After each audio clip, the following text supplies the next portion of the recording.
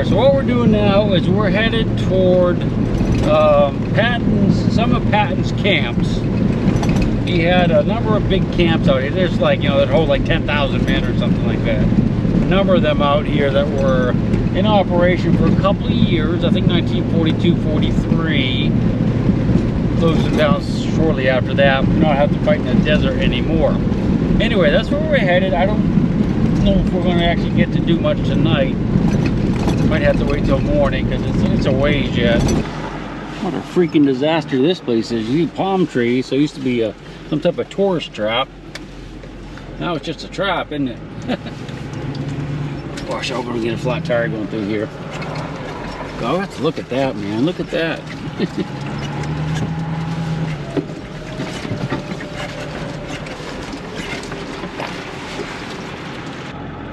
When I was in the service, a short timer, meaning you didn't have much time to leave, but when you got ready to go, you take a pair of your boots and you throw them out into, we threw them out into a tree by a barrack. So we had a tree that was full of boots, or telephone lines or something like that. It was kind of a tradition. I don't know what this place is, but there's more of it up the road here. So let's go look at it real quick. Head south on Rice Midland Road.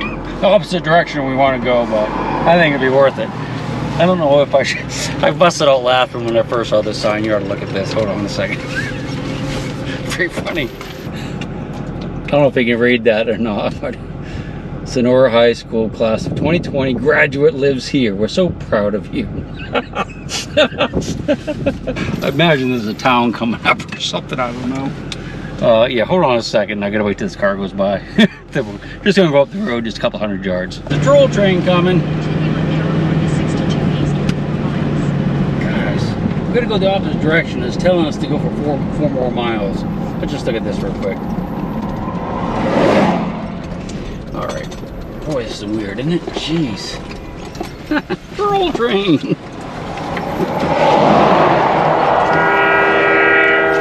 Yeah, we hear ya. Sure we do. Man, what a weird place.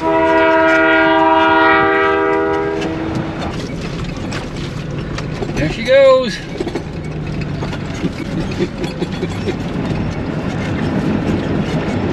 Follow me everywhere. I'm gonna take a quick picture of this, then we're at the road. There's a big camp on that side of the road over there, and this is a big camp on this side. If you look way up in there, that's that Patton Pass. We were on the other side of those hills.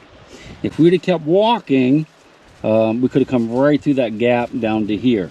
This is an aqueduct. This water flows from the Colorado River, and I think it probably goes to Los Angeles. That's how they get the water. It's been there since, like, I think the 30s or something like that. It's a long, long time. But anyway, we're going to try to get over in there as best we can if the road goes that way. I'm not sure if it does. This is actually a private road, but it says you can drive on it. Just, you have to assume all risks. And we're going to take a walk up in there and see what's left. I'll show you... I'll show you the map, the Google view of it. You can see all the streets and stuff, and they look the same. They have lots of streets and cross streets, and it goes up to a weird kind of shape in a big circle, which I guess was the headquarters area. Like I said, it's a camp here. I think this is Granite Mountain. I think it's Iron Mountain over there. There might even be another one, but there were I think there were 3 right in this valley right here. What do you say? Let's go check it out. Man, that's a long ways. We have to wait till tomorrow to make that hike, but we'll try it. The aqueduct goes underground right here. I don't know if we can get up there or not. If this goes or not. Might have to walk. Ooh, I don't know. Can it go anywhere?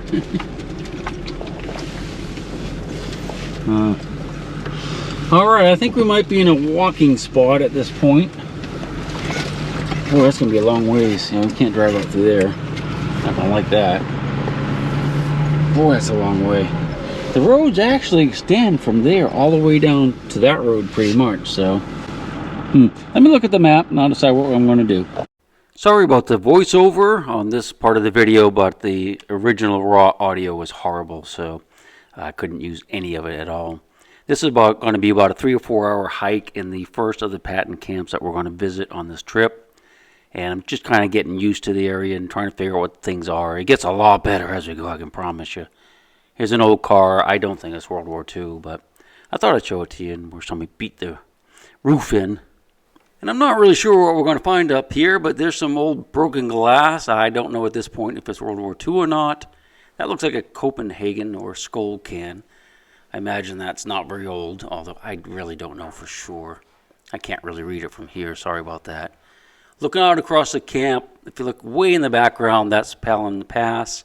For the video from yesterday, the last video I put out, it's probably about a 6-hour hike if you go cross country.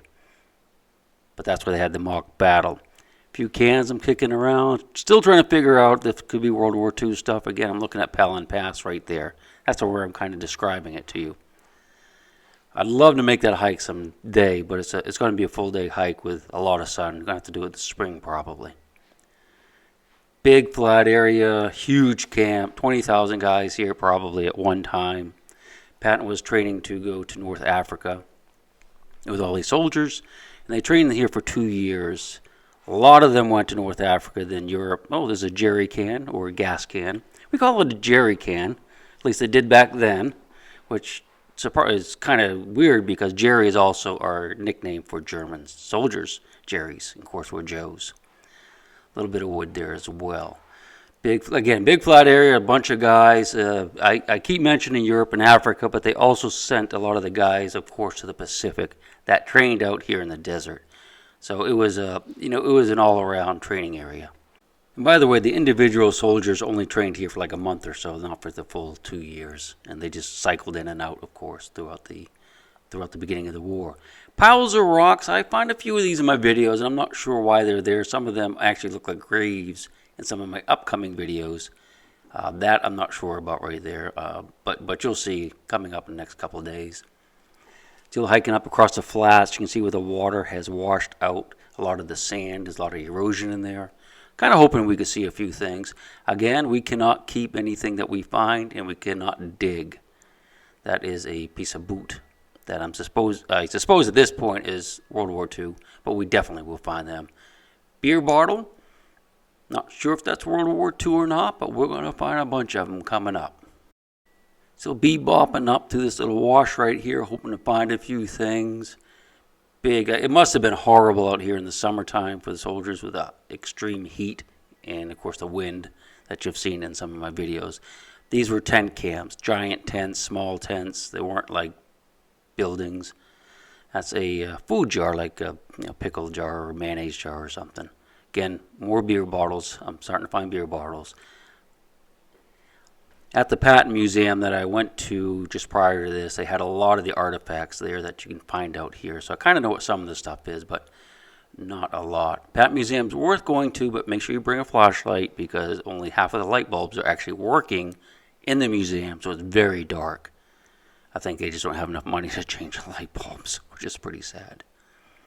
We're going to keep walking up toward the mountain for a while, and then we'll, of course, swing back around to the truck. This is just a short hike. Like I said, it's a half a day hike or 4 or 5 hours. Still more bottles.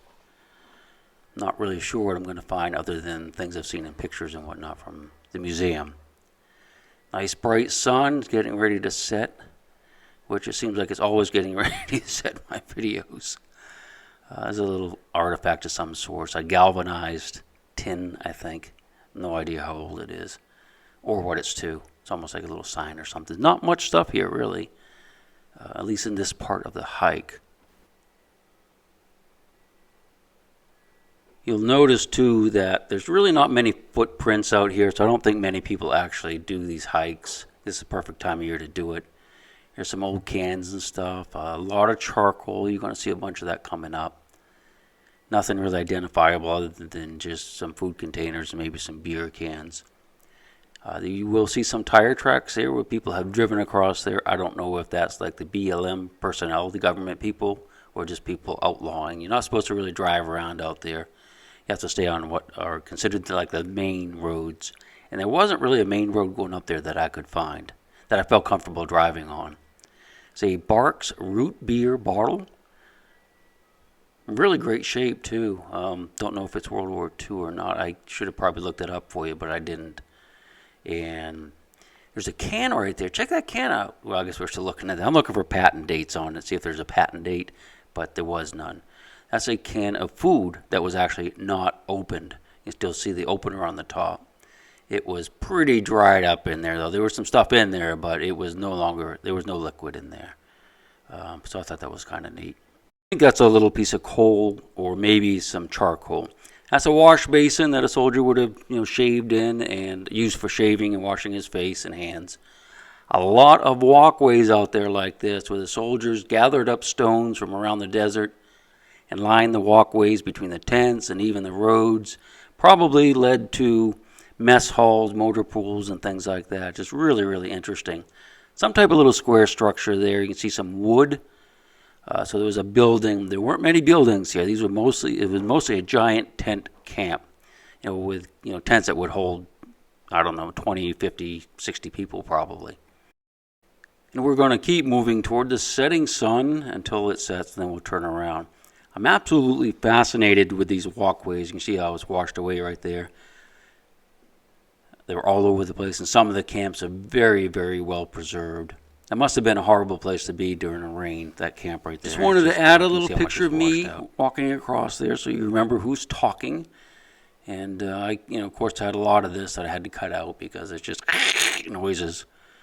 Sun's still going down. I'm keeping my eye on it, although it's an easy hike back to the truck, so I'm not too worried about it. We're going to walk around and look at some of these walkways. And what I'm trying to actually do is find the headquarters area for this camp. It'll be where they would have had the flagpole and stuff. That's kind of what I'm trying to look for. And I think we're getting pretty close to it, actually. This walkway is just for miles. These camps are like miles long and half a mile deep. It's incredible places to visit. This, I think, is probably where the flagpole was, although I'm not 100%. Obviously, there's a sign there. You used to be able to read. So that's where they would have had the American flag that would take up and down every day, and that part of the camp. I'm almost certain that's what it is. I could probably check on my phone, the map, to see where I was to, and I'm pretty sure that's what it was. It's been a while since I did the video, unfortunately, so I don't remember everything. But yeah, isn't that cool, huh? We're going to walk around some more, see if we can find a few artifacts to look at, anything interesting. Always hoping to find like an M1 Garand with a bayonet on the end, or maybe a 45 automatic. A lot of charcoal in there, a lot of coal. That's my first battery that I found. Tons of batteries in these camps. You see them everywhere. That's where something was burned. I think there was a bunch of batteries in there and a little bit of glass that might have come from a vehicle. But there's batteries all over the desert. It's absolutely incredible. And different kinds, all different sizes. For of course, they need them for all kinds of different equipment, for radios and communication radios and stuff. Big pile of wire there. That might be communication wire, I suspect, although I'm not 100% on that one because it's just kind of a big ball. Just looking back across the desert, sun going down slowly. This is the first bullet that I found out there. This is a 50 caliber slug.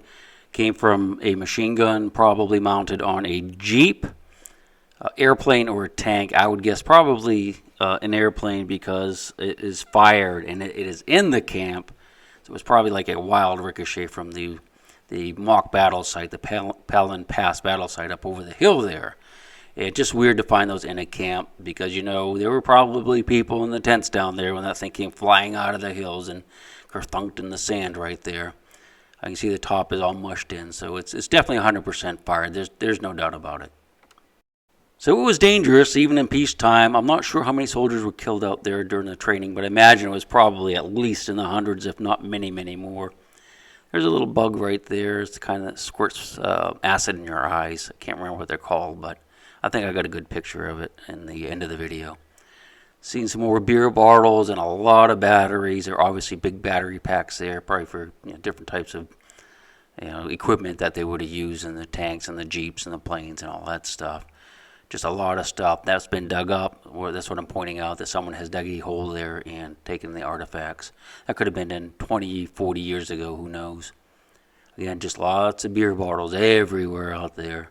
They're light, so they don't really stay underground. And that's it. I'm headed back to the truck. The sun's going down. And I hope you enjoyed our first day, and they get a whole lot better coming up. It's going to be pretty amazing. Big round baby, and I'll rock you until I go to sleep. She'll shake the coins from your pocket, take your gold chain and your locket. Mother Earth has no Take the ring from your hand and bury it in the sand and keep it for eternity. Mother Earth, she's got her secrets she's promised to keep, hidden in her dirt or deep in her creek. Mother Earth, she ain't saying exactly what she's saving, where it is or what it might be. Mother Earth, you are my lady, my big round baby. I'll rock you until I go to sleep. She don't care if you're dying